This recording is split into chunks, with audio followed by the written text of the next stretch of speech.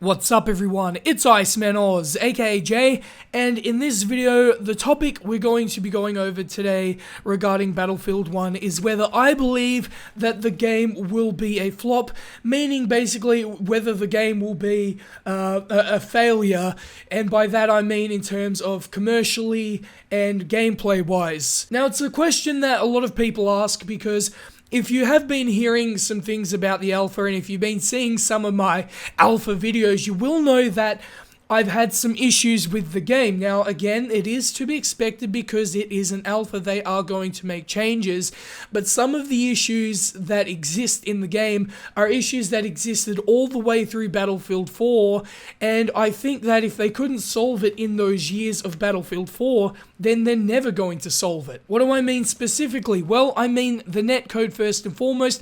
Shoddy hit detection has been a problem within the Battlefield franchise, especially on launch. Now, speaking of launches, I think that is where Battlefield 1 is going to have the most problems.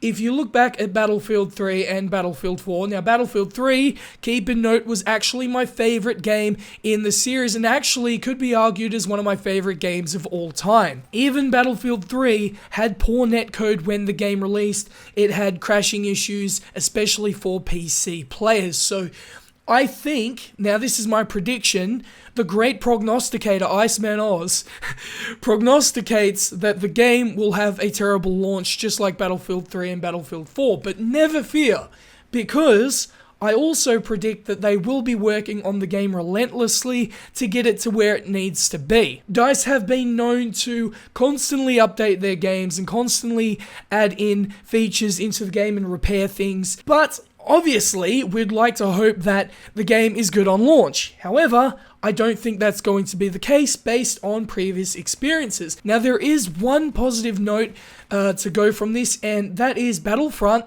had a good launch, which, if you don't know, Star Wars Battlefront was made by the same developers as the guys who are making Battlefield 1, EA DICE. I've had a couple of people ask me, Jay, because of the issues that will probably be on launch, do you think I should pre-order this game? And the answer I always give is no. I recommend waiting until you see more of the game. I also recommend trying out the beta, because if you try out the beta after you've pre-ordered and then you realize, hey, I don't like this game, I don't think it's pretty good, well, you've already pre-ordered it, dummy, so now you have to get it. So the way that you should go about it is play the beta, see if you like it, and if you like it, by all means go ahead. My personal experience, I'm going to say it again just briefly, is it's a mixed bag. I'm having some good times. The weapons are really nice. I like the differentials compared to Battlefield 3 and Battlefield 4. We're seeing some new guns in there, which is cool.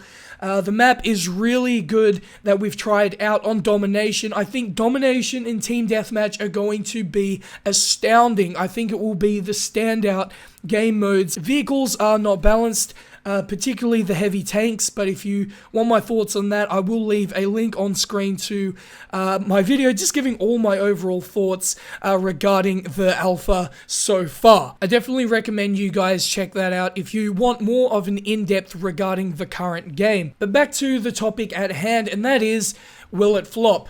Well, it depends what you mean by flop. I think commercially it will do well. There has been so much hype around this game. I remember when the first trailer dropped, people were just super into it, especially with the contrast of Infinite Warfare.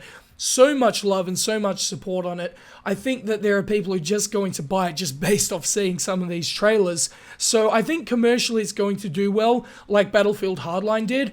But I think that if the game launches poorly, which again I've predicted that it will, you'll see a heavy drop off of players, and it'll only resurge once DICE make the game cheaper, and once they fix, of course, the issues that are in the game. One positive sign, though, that should be noted, and that is when the game launches, there will be 60 Hz servers.